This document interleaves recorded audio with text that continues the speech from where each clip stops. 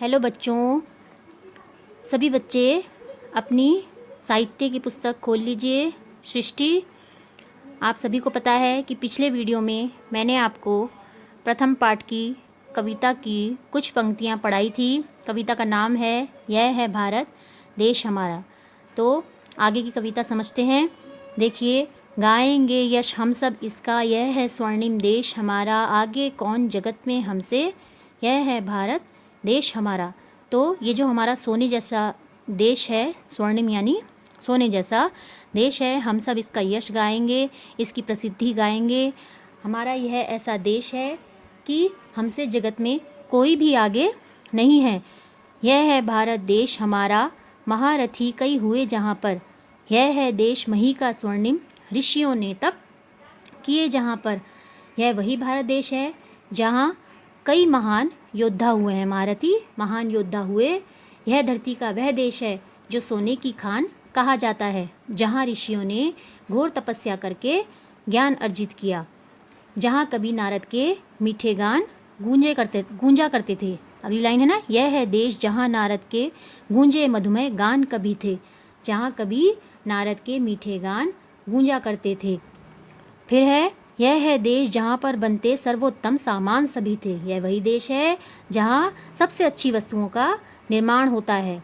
हमारे देश में ही सबसे अच्छी वस्तुओं का निर्माण होता है। अगली पंक्ति देखेंगे, यह है देश हमारा भारत, पूर्ण ज्ञान का शुभ्र निकेतन।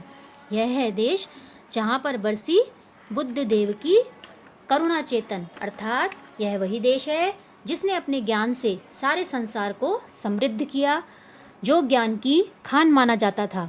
इस देश की धरती पर भगवान बुद्ध ने प्राणी मात्र के प्रति करुणा भाव रखने का उपदेश दिया था। अगली लाइन देखेंगे, यह है देश हमारा भारत, पूर्ण ज्ञान का शुभ्र निकेतन। यह है देश जहाँ पर बरसी बुद्ध देव की करुणा चेतन। अर्थात इस देश की धरती पर ही भगवान बुद्ध ने प्राणी मात्र के प्रति करुणा भाव रखने का उपदेश दिया था।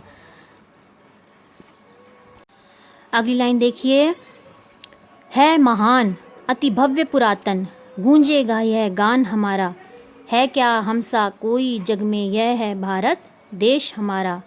यह महान है, भव्य पुरातन है, मतलब प्राचीन काल से यह ऐसे ही चला आ रहा है, बहुत विशाल है, प्राचीन है। इसकी बराबरी करके ऐसा देश और कोई है ही नहीं।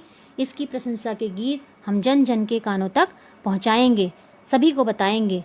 अगली लाइन देखिए, विघ्नों का दल चढ़ आए तो उन्हें देख भयभीत न होंगे, अब ना रहेंगे दलित दीन हम, कहीं किसी से हीन न होंगे। विघ्न मतलब कितनी भी बाधाएं आ जाए, कोई भी शत्रु आ जाए, रुकावट आ जाए, अड़चन आ जाए, कुछ भी आ जाए, उन्हें देख के भयभीत नहीं होंगे, डरेंगे नहीं। भयभीत मतलब डरेंगे नहीं।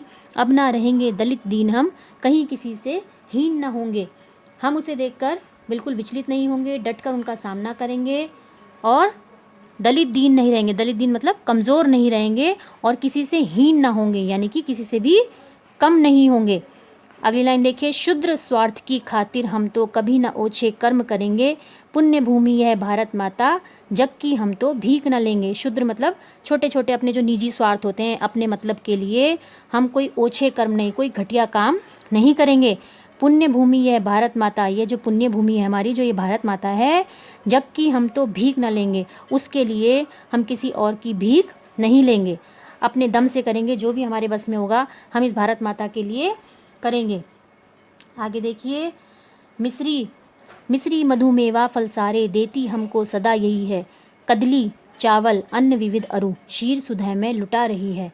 वह कौन सी वस्तु है जो इस धरा पर नहीं होती, जो हमारे भारत देश में नहीं होती। हमारे देश की जो उर्वरा भूमि है वो हमेशा ही हमें मिश्री, शहद, मेवा, फल, केले, चावल, कई किस्म के अन्य खाद्य पदार्थ और ऐसे गोधन मतलब जो गाय का धन है, को आश्रय देती रही है, जो हमारी खेती किसानों के काम तो आते ही हैं।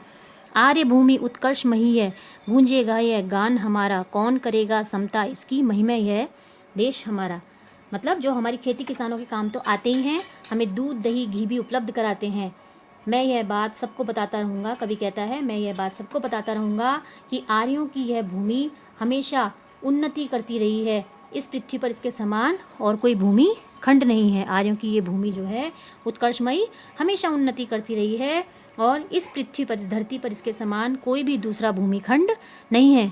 तो बच्चों, यह पाठ 1 की कविता मैंने आपको समझाई। यह कविता पूरी हो चुकी है और अब इससे रिलेटेड जो भी गृह कार्य आपको दिया जाएगा, आप उसको फेयर नोटबुक में पूरे राइटिंग पैटर्न के साथ कीजिए। कई बच्चे उसको राइटिंग पैटर्न फॉलो करते हुए नहीं भेज रहे हैं और बहुत बच्चों का तो अभी तक होमवर्क आया नहीं है। तो जल्दी से आप अपना होमवर्क पूरा करके भेजिए।